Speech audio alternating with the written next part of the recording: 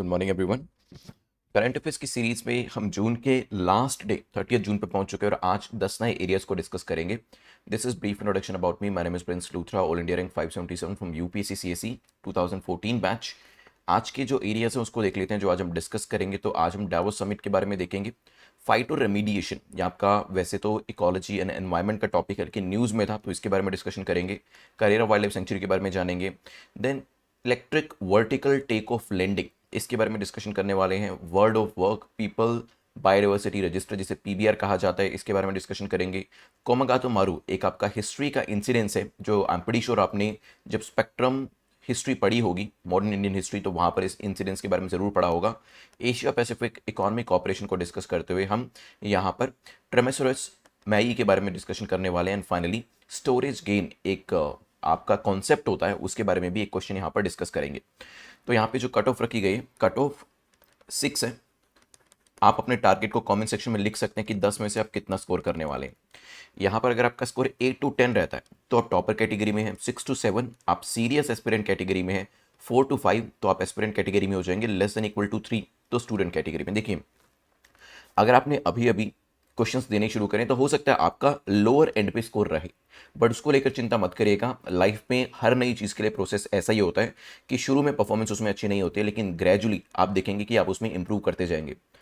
वो दिन याद करिएगा जब आपने पहली बार बाइसिकल चलाना सीखा था या कार चलाना सीखा था या बाइक चलाना सीखा था, तो शुरू में एक कॉन्फिडेंस लेवल कम होता था। हो सकता है आप गिरे भी हों उसके अंदर, हो सकता है कि कहीं ना कहीं आपने कुछ छोटा मोटा एक्सीडेंट भी किया हो, लेकिन ग्रेजुअली जितना ज़्यादा आप चीज़ों को प्रैक्टिस करते जाते हैं उतना आप उसके अंदर बेटर होते जाते हैं। तो आपको एमसीक्यू के केस में भी यही करना है। If you want to crack prelims, आपको यहाँ पर डेली बेसिस पे एमसीक्यूज को प्रैक्टिस करना है, ताकि जब तक प्रीलिम्स एग्जाम आपके सामने आए तो वो जो नॉलेज आपने गेन करी अभी तक उसके बेसिस पे आप एमसीक्यूज को सोल्व कर पाए। क्योंकि एमसीक्यूज को सोल्व करना भी एक आर्ट होता है। जितना ज़्यादा इसे प्रैक्टिस करेंगे उतना ज़्यादा आप आसानी से क्वेश्चंस को सोल्व कर पाएंगे और एग्जिस्टिंग नॉलेज को यूज़ कर पाएंगे।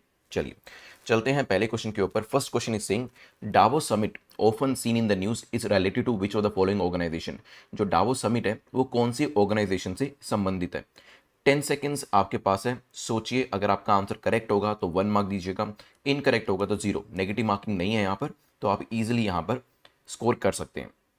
ओके, सो 4 ऑप्शन आपके पास है, world trade organization, world bank, world economic forum और नन ऑफ द अबव। तो यहाँ पर जो थीम था इस बार वर्ल्ड इकोनॉमिक फोरम का एनुअल मीटिंग जो 2022 के अंदर हुई, वो था वर्किंग टुगेदर रिस्टोरिंग ट्रस्ट। लिख देता हूँ यहाँ पर, वर्किंग टुगेदर रीस्टोरिंग ट्रस्ट।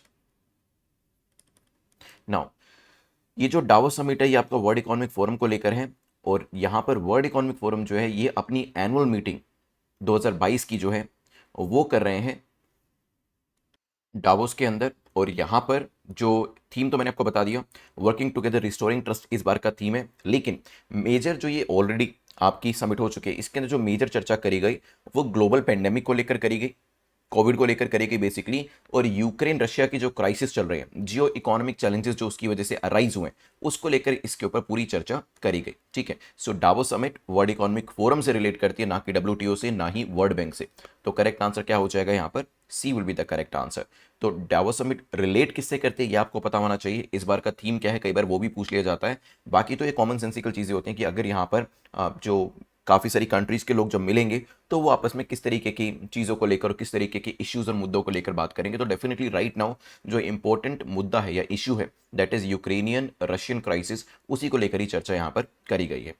चलिए let's move to next topic. Question number second को देखते हैं जो कि फाइटो रेमीडिएशन को लेकर है। पूछा गया फाइटो रेमीडिएशन को लेकर बताएं करेक्ट स्टेटमेंट आपकी कौन सी है। It refers to usage of hyper accumulator plants to absorb the toxic material from soil। फाइटोरेमेडिएशन के अंदर क्या होता है कि आपका हाइपर एक्यूमुलेटर प्लांट जो है वो जो मिट्टी होती है, सॉइल जो होती है, उसमें से टॉक्सिक मटेरियल को एब्जॉर्ब कर लेता है क्या। मे बी ये एक स्लो प्रोसेस है और टाइम कंज्यूमिंग प्रोसेस है। जो फाइटो रेमीडिएशन है ये कोई भी प्रोसेस हो सकता है वही प्रोसेस हो जो पहली स्टेटमेंट में मेंशन किया गया है, हो सकता है कोई और प्रोसेस हो, बट हाँ ये एक स्लो और टाइम कंज्यूमिंग प्रोसेस है। 10 सेकेंड्स आपके पास है, सोचिए क्या आंसर होगा, फिर करते हैं डिस्कशन। चलिए देखिए, काफ़ी सारा टॉक्सिक मटेरियल जो है वो सोइल के अंदर होता है, और फाइटो रेमिडिएशन एक ऐसा प्रोसेस है जिसके थ्रू ये सोइल में अवेलेबल जो टॉक्सिक सब्सटेंस होते हैं उसे एब्जॉर्ब कर लिया जाता है फूड क्रॉप्स के द्वारा या दूसरे प्लांट्स के द्वारा, जिससे कि क्या होता है, ये जो टॉक्सिक मटेरियल, ये जो जहरीले पदार्थ हैं जो हमारी फूड चेन के अंदर शायद इंट्रोड्यूस हो जाते, वो इंट्रोड्यूस नहीं हो पाते हैं और हम बेसिकली एक हेल्दी लाइफ जो है वो जी सकते हैं और इकोलॉजी भी अच्छे से बनी रहती है। तो यस, फाइटो रेमिडिएशन जो है ये प्लांट्स की एक कैरेक्टरिस्टिक है जो कि क्या करती है, सॉइल में से टॉक्सिक मटेरियल को निकाल देती है। तो पहली स्टेटमेंट ठीक है, लेकिन हाँ, ये प्रोसेस बहुत जल्दी नहीं होता है, it's a time taking process, इसमें साल दर साल लग जाता है। तो yes, it's a slow and time consuming process. दोनों स्टेटमेंट्स ठीक होने की वजह से आंसर हो जाएगा C. Phytoremediation refers to usage of hyperaccumulator plants, ताकि टॉक्सिक मटेरियल जो है सोइल में से निकाला जा सके, राइट। अब देखिए, मान लीजिए आप एक प्लांट जो है उसको उगा रहे हैं, अब ये सॉइल में उगाया जा रहा है, ठीक है। इसके साथ आप क्या करेंगे, इसके साथ आप एक हाइपर एक्यूमुलेटर प्लांट को भी लगा देंगे। मान लीजिए आपने छोटा सा हाइपर एक्यूमुलेटर प्लांट लगा दिया। इसका मेन काम यही है कि सॉइल में से जितनी भी टॉक्सिसिटी है उसे खत्म कर दे, ताकि जो मेन आपका प्लांट है वो टॉक्सिक फ्री जो चीजें हैं वो आपको यहां पर प्रोवाइड करे, ठीक है, याद रहेगा। चलिए चलते हैं नेक्स्ट टॉपिक के ऊपर। यहाँ पे फाइटो रेमिडिएशन ही आपको बताया हुआ है। नेक्स्ट आपका क्वेश्चन है करेरा वाइल्ड लाइफ सेंचुरी को लेकर, रिसेंटली इसे न्यूज में देखा गया है, ये कौन से राज्य में लोकेट करती है? क्या ये छत्तीसगढ़ में है, राजस्थान में है, यूपी में है या एमपी में है? 10 सेकेंड्स आपके पास है, सोचिए। Karera wild life sanctuary is located in which of the following state? Okay, now देखिए, मध्य प्रदेश के जो फार्मर्स थे करेरा वाइल्ड लाइफ सेंचुरी के, they are troubled by a bird that no longer exist. Basically Karera wild life sanctuary जब बनाई गई थी तो इस पूरे एरिया को डेफिनेटली एक वाइल्ड लाइफ सेंचुरी जो था वो डिक्लेयर कर दिया गया था। जब वाइल्ड लाइफ सेंचुरी और नेशनल पार्क किसी एरिया को बना दिया जाता है तो ऑफकोर्स वहां पर एक रेगुलेटेड तरीके से काम किया जाता है। बहुत सारी चीजें ऐसी है जो वहां पर नहीं करी जा सकती, और जब ये वाइल्ड लाइफ सेंचुरी यहाँ पर बनाई गई थी तो ये देखने को मिला था एक ग्रेट इंडियन बस्टर्ड जो आपका बर्ड होता है उसको ध्यान में रखते हुए, उसको प्रोटेक्ट करने के लिए, ग्रेट इंडियन बस्टर्ड को प्रोटेक्ट करने के लिए इसे बनाया गया था। अब लोगों का कहना यह है कि ये बर्ड तो यहाँ पर एग्जिस्ट ही नहीं करता है, तो वाइल्ड लाइफ सेंचुरी क्यों एग्जिस्ट करती है? तो यहाँ के जो फार्मर्स हैं they are troubled by the bird which no longer exist. तो यहाँ आंसर तो डी हो जाएगा। कहाँ पर लोकेट करते हैं? डी, मध्य प्रदेश के अंदर। शिवपुरी डिस्ट्रिक्ट लिख देता हूँ यहाँ पर, फिर मैप के ऊपर भी दिखा दूंगा आपको। सो शिवपुरी डिस्ट्रिक्ट एमपी के अंदर है, वहां पर ये लोकेट करती है, ठीक है। और इसे नोटिफाई किया गया था 1981 में गवर्नमेंट ऑफ मध्य प्रदेश के द्वारा, ताकि ग्रेट इंडियन बस्टर्ड जो आपका है उसको प्रोटेक्ट किया जा सके। अब काफी ज्यादा पब्लिक प्रेशर यहाँ पे देखने को मिल रहा है कि भाई जब ये जो बर्ड जिसके लिए सेंचुरी बनाई गई थी वही एक्सटिंक्ट हो गया, तो अब इस सेंचुरी को डी नोटिफाई कर देना चाहिए। हो सकता है ताकि आगे आने वाले टाइम में इस एरिया का यूज किसी और तरीके से और प्रॉबेबली फार्मिंग के लिए भी किया जा सके, राइट। आंसर क्या हो जाएगा? D will be the correct answer. Let's move to next topic जो कि है ईवीटी ऑयल के बारे में। रिसेंटली इसे न्यूज में देखा गया है, पूछा गया है ये किससे रिलेट करता है? क्या ये एयरक्राफ्ट से रिलेट करता है, reusable rocket system, missile technology या फिर none of the above? 10 seconds सोचिए, फिर करते हैं डिस्कशन। EVTOL ये किससे रिलेट करता है? देखिए, इसकी फुल फॉर्म पता चलेगी तो ईजी हो जाएगा थोड़ा सा आपके लिए, लेकिन यूपीएससी फुल फॉर्म डेफिनेटली नहीं देगा। वो यही चाहेगा कि ये क्वेश्चन का आंसर ज्यादा से ज्यादा लोग ना दे पाए, ताकि प्रीलिम्स के अंदर वो फिल्ट्रेशन किया जा सके। नाउ यहां पर देखेंगे अगर आप, India will have electronic vertical take off and landing aircraft for urban air mobility. तो EVTOL है क्या बेसिकली? So this is electric vertical take off and landing aircraft, ठीक है। सो ये डेफिनेटली यहां से नाम से ही समझ में आ रहा है किससे रिलेट करता है? एयरक्राफ्ट से। ये जो बेसिकली EVTOL एयरक्राफ्ट है, एक वेराइटी ऑफ VTOL है, vertical take off and landing aircraft है, जो इलेक्ट्रिक पावर को यूज करता है हावर करने के लिए, टेक ऑफ करने के लिए, लैंड करने के लिए वर्टिकली। आपने देखा होगा बहुत बड़े एयरक्राफ्ट जो होते हैं उनको रनवे की जरूरत पड़ती है, ठीक है। एक काफी बड़ा रनवे बनाया जाता है, उसके ऊपर ही जो एयरक्राफ्ट होते हैं वो लैंड करते हैं और वहीं से ही वो टेक ऑफ करते हैं, ठीक है। लेकिन क्या हम इस तरीके के एयरक्राफ्ट बना सकते हैं या फिर इस तरीके का सिस्टम उसमें डाल सकते हैं कि वो अगर चाहे तो हवा में रुक जाए, उसको वर्टिकल लैंडिंग करनी हो कर सकता है, वर्टिकल टेक ऑफ करना हो वो आसानी से कर सकता है। तो उसी चीज़ को लेकर ही हम eVTOL को लेकर आए हैं। ये टेक्नोलॉजी जो है basically advance electric propulsion system को यूज़ करती है, जिसके थ्रू ये सभी चीज़ें करी जा सकती है। बहुत सारी लोकेशन ऐसी होती हैं जहाँ पर रनवे क्रिएट करना मुश्किल होता है, और ऐसी जगहों पर हमें एयरक्राफ्ट की ज़रूरत पड़ेगी तो फिर हम यूज़ नहीं कर पाएंगे। ठीक है, एग्जाम्पल्स की बात करें तो इस तरीके की जो एयरक्राफ्ट्स हैं वो डेवलप किए जा चुके हैं बोइंग, एयरबस के द्वारा, होंडा, टोयोटा के द्वारा, नासा के द्वारा। तो यहाँ पर भारत के पास अब ये एक बहुत बड़ा क्वेश्चन है कि हम किस तरीके से इस टेक्नोलॉजी को डेवलप करके ये एक एडवांस जो आपकी फंक्शनैलिटी है वो एयरक्राफ्ट को प्रोवाइड कर सकते हैं।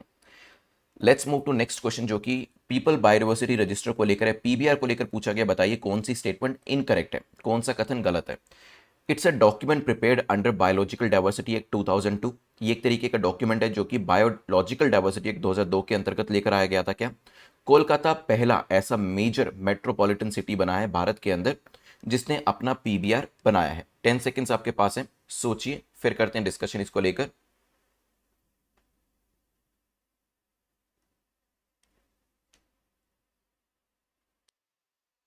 चलिए देखिए, पीबीआर पीपल्स बायोडाइवर्सिटी रजिस्टर बिल्कुल ठीक है। ये बायोडाइवर्सिटी एक्ट जो 2002 है उसके अंतर्गत बनाए गए। इस डॉक्यूमेंट के अंदर होता क्या है, बेसिकली जो भी कॉम्प्रिहेंसिव इंफॉर्मेशन होती है, लोकली अवेलेबल बायो रिसोर्सेज की जो इंफॉर्मेशन होती है वो इसके अंदर रखी जाती है।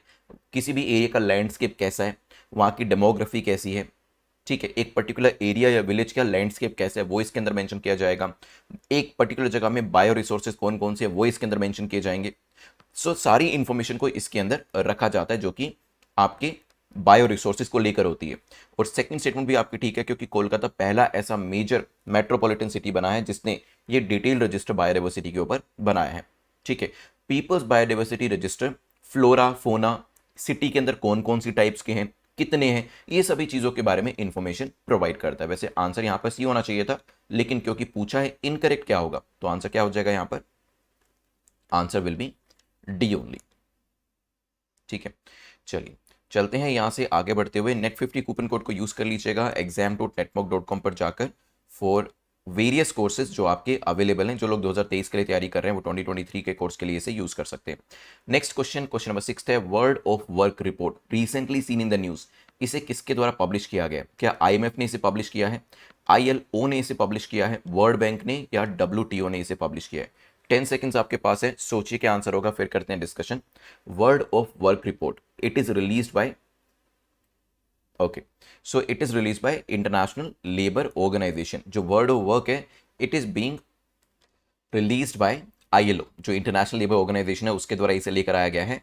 साथ ही साथ जो आपकी ये रिपोर्ट है इसके अंदर जेंडर गैप कितना है भारत के अंदर, एम्प्लॉयमेंट को लेकर भारत में जेंडर गैप कितना है उसके बारे में भी इंफॉर्मेशन दी गई है। At the same time ILO का मेन मकसद यही है कि जो वर्किंग वुमेन और मेन इनकी जो नीड्स हैं उनको कैसे सर्व किया जा सके, एंड ये भी कोशिश कर रहे हैं कि किस तरीके से बेटर लेबर स्टैंडर्ड्स और पॉलिसीज को डिजाइन किया जा सकता है। ठीक है, तो करेक्ट आंसर क्या हो जाएगा यहां पर?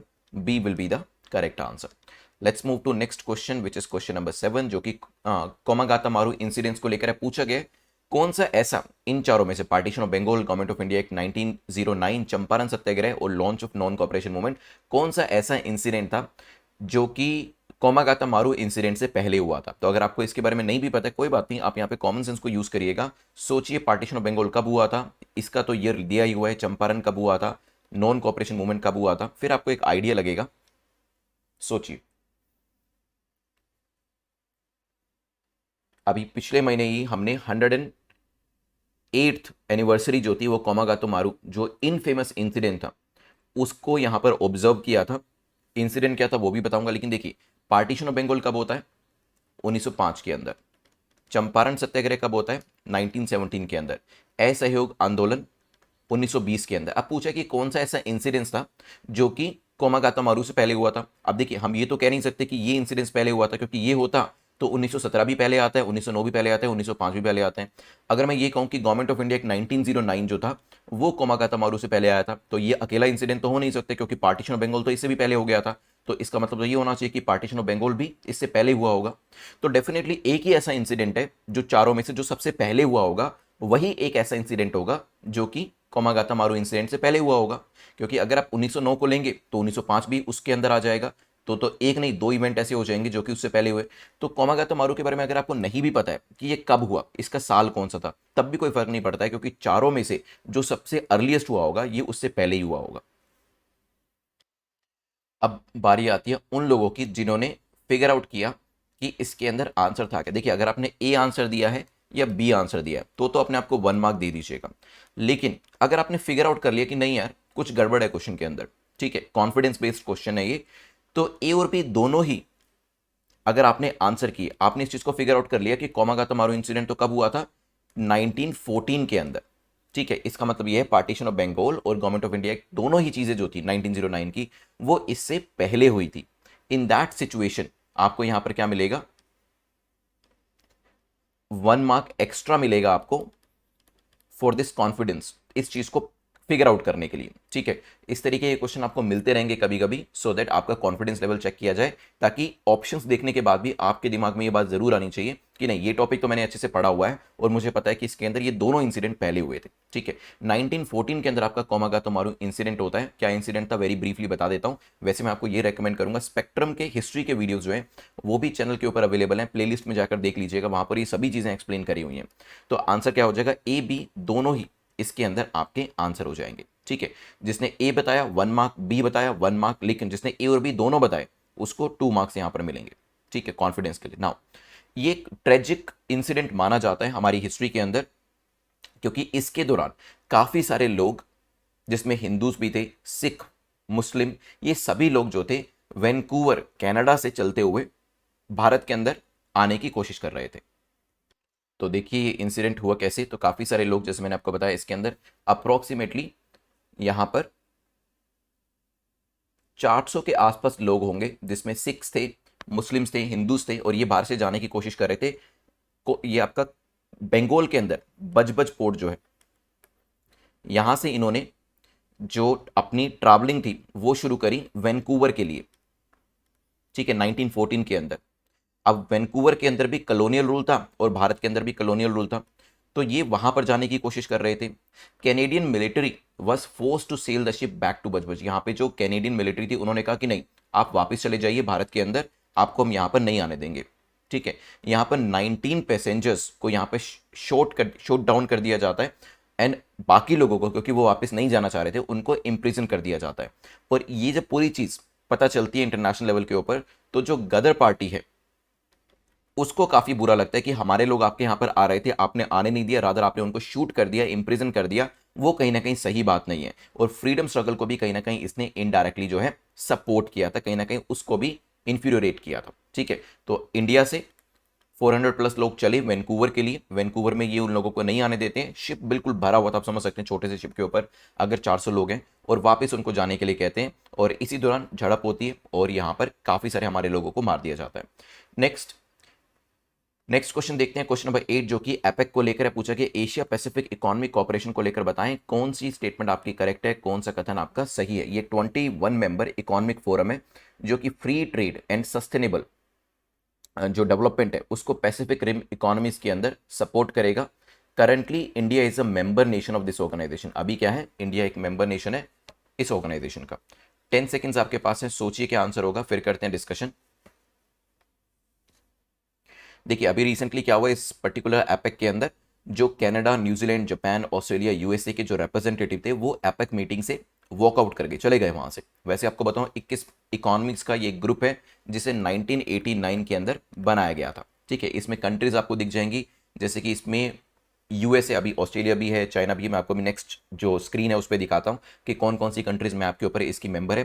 पैसिफिक रिम इकोनॉमीज, जो पैसिफिक रिम रीजन के आसपास इकोनॉमीज हैं, तभी इसका नाम है एशिया पैसिफिक, वो सारी इसकी मेंबर्स है। इंडिया जो है वो इसका मेंबर नहीं है, ध्यान रखिएगा। कंट्रीज के तौर पर अगर पैसिफिक रिम की बात करें तो वही सारी कंट्रीज हो गई आपकी, Australia, Canada, Indonesia, Japan, Korea, US, New Zealand, वो सभी इसकी मेंबर है, ठीक है।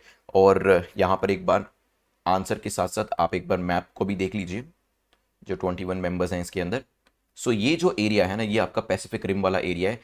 यहां पर जो कंट्रीज टच करती हैं वो इसकी मेंबर्स आपको दिखाई देंगी। देखिए नीचे तक वो सारी कंट्रीज मेंबर्स हैं, और यहाँ पे आपको कलर कोडिंग से बता रखा है कि शुरू में 1989 में कौन कौन सी कंट्रीज थी, फिर 91 93 के अंदर आगे जाकर किन किन कंट्रीज ने इसे ज्वाइन किया। नेक्स्ट आपका क्वेश्चन है आपका ट्राइमेसोरस मेई के बारे में, रिसेंटली से डिस्कवर किया गया, क्या है ये, कोई बर्ड की स्पीसीज है, स्नेक, फ्रॉग या फिर फिश। 10 सेकेंड्स बताइए। एक्सपर्ट्स ने इसे डिस्कवर किया है।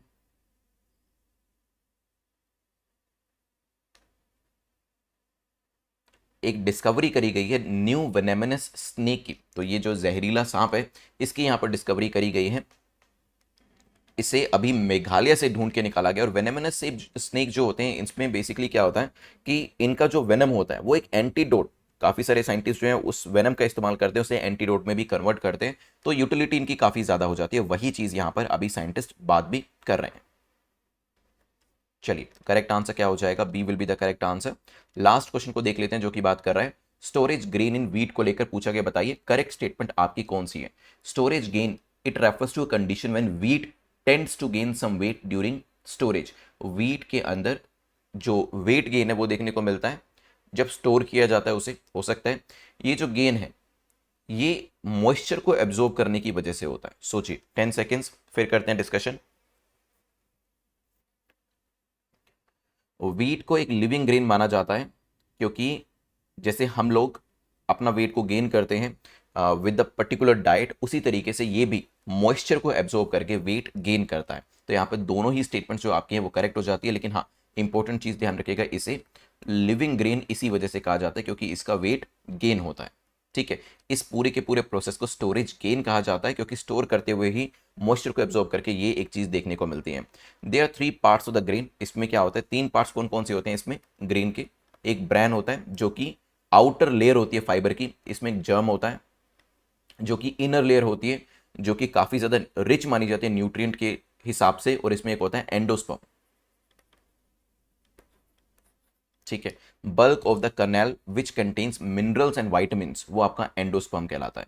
ठीक है, और जो आपका एब्जॉर्प्शन होता है किसका, मॉइस्चर का, वो एंडोस्पर्म के द्वारा ही किया जाता है। तो ब्रेन हो गया, ब्रेन मतलब आउटर लेयर, जर्म हो गया मतलब इनर लेयर। यहां पर आपको न्यूट्रिएंट्स मिलेंगे, आउटर लेयर, यहां पे ये इनर लेयर हो गया, एंड एंडोस्पर्म जो कि ज्यादातर मिनरल्स और वाइटामिन्स को कंटेन करता है और मॉइस्चर को एब्जॉर्ब करता है। तो करेक्ट आंसर क्या हो जाएगा, C will be the correct answer. चलिए जल्दी से हम क्या करेंगे, रिवाइज करेंगे 2 मिनट के अंदर। रिवीजन में पार्टिसिपेट करिएगा। 2 मिनट की रिवीजन आपको लंबे समय तक के लिए मटेरियल को रिटेन करने में हेल्प करेगी। डावोस समिट किससे रिलेट करती है, it is related to world economic forum. इस बार का थीम बता सकते हैं रिकॉल करके, क्या था, शॉर्ट में बता दीजिए। Working together restoring trust. Next हमने देखा था यहाँ पर फाइटो रेमिडिएशन को लेकर। तो ये क्या करते हैं, यहाँ पे फाइटो रेमिडिएशन के जो प्लांट्स आपके हाइपर एक्यूमुलेटर्स होते हैं वो टॉक्सिक मटेरियल को एब्जॉर्ब कर लेते हैं। ये एक slow and time consuming process होता है, ये भी ध्यान रखिएगा। नेक्स्ट हमने देखा था करेरा वाइल्ड लाइफ सेंचुरी को लेकर, रिसेंटली न्यूज में देखा गया था। ये क्या है और किससे रिलेट करती है, ये मध्य प्रदेश में है। ठीक है, फार्मर्स ने कहा है कि भाई जब ग्रेट इंडियन बस्टार्ड ही नहीं है यहाँ पर तो इसे सेंचुरी का जो इसका स्टेटस है उसे हटा के इसे डी नोटिफाई कर दिया जाए। ठीक है, नेक्स्ट हमने ईवीटीओएल के बारे में देखा था, फुल फॉर्म बताएं और ये किस लिए यूजफुल होगा ये भी बताइएगा। सो इसकी फुल फॉर्म है vertical take off and landing. तो टेक ऑफ और लैंडिंग अगर वर्टिकल तौर से करनी है वहां पर इस टेक्नोलॉजी को आप यूज कर सकते हैं। फिफ्थ क्वेश्चन में हमने देखा था पीबीआर को लेकर, कौन सी सिटी इसे लेकर आइए। इसमें बेसिकली किसी भी जगह के फ्लोरा फोना के बारे में सारी जानकारी होती है। ये आपका एक बायोलॉजिकल बेस्ड रजिस्टर जो है वो यहाँ पर बनाया जाता है। Kolkata is the correct answer. ठीक है, फिर नेट 50 कूपन कोड को यूज कर लीजिएगा आपकी अपनी सीरीज के लिए। नेक्स्ट हमने क्वेश्चन नंबर 6 के लिए देखा था world of work report, recently news में देखा गया। इसे किसके द्वारा पब्लिश किया गया, तो ILO के द्वारा इसे पब्लिश किया गया, ये भी ध्यान रखिएगा। जेंडर गैप के बारे में जानकारी देती है और यहाँ पे लेबर के लिए स्टैंडर्ड बनाने के लिए भी ये जानी जाती है। नेक्स्ट 8 के अंदर कोमागाता मारू इंसिडेंट में partition of Bengal, government of India 1909 दोनों ही इससे पहले आए थे, ध्यान रखिएगा। 1914 का ये इंसिडेंट है, ये भी ध्यान रखिएगा। नेक्स्ट क्वेश्चन नंबर 8 के अंदर हमने देखा था एपेक के बारे में। इंडिया एपेक का मेंबर नहीं है, कौन कौन है वो भी देखा था। तो इस बार न्यूजीलैंड, जापान, ऑस्ट्रेलिया, यूएसए जो है उन्होंने वॉकआउट किया है। 21 मेंबर्स कंट्री का ये 1989 में बना हुआ एक ग्रुप है। फिर हमने ट्रामेसोरस मेई के बारे में देखा था, इट्स ए वेनेमस स्नेक। और लास्ट में हमने डिस्कशन किया था स्टोरेज गेन के बारे में। स्टोरेज गेन इन वीट कैसे होता है, मॉइस्चर की वजह से होता है। ब्रैन, जर्म, एंडोस्पर्म ये इसके पार्ट्स होते हैं और इसे लिविंग ग्रेन भी कहा जाता है। ठीक है, चलिए अभी मैं आपसे प्रीलिम्स का क्वेश्चन ऑफ द डे पूछने वाला हूं। बताइए जो 3 पार्ट्स अभी अभी बिल्कुल मैंने आपको बताया, 3 पार्ट्स कौन से हैं, वीट के, ग्रेन के, ठीक है, 3 पार्ट्स कौन से हैं, और इन तीनों में से अगर आप 3 पार्ट्स नहीं भी रिकॉल कर पाते, सिर्फ वो एक पार्ट बता दीजिए जो मॉइस्चर को एब्जॉर्ब करने के लिए जाना चाहता है। बताइए, 3 पार्ट्स के नाम बता सके तो बहुत अच्छी बात है, अगर आपको रिकॉल नहीं हो रहा है तो कम से कम वो पार्ट जरूर बताइएगा जो कि मॉइस्चर को एब्जॉर्ब करने के लिए जाना चाहता है। तो यहाँ पर लेक्चर को वाइंड अप करेंगे। जो भी आपका स्कोर है प्लीज उसे कमेंट सेक्शन में जरूर लिखिएगा। यहाँ पर स्कोर देख लीजिएगा, 6 या 6 से ज़्यादा स्कोर है, of course you are in the safe zone. Second time video को आज ही देख लीजिएगा 1.5x की स्पीड के ऊपर या 2x की स्पीड के ऊपर, और अपने नोट्स जरूर बना लीजिएगा। Thanks for watching this video, have a nice day, take care, good bye.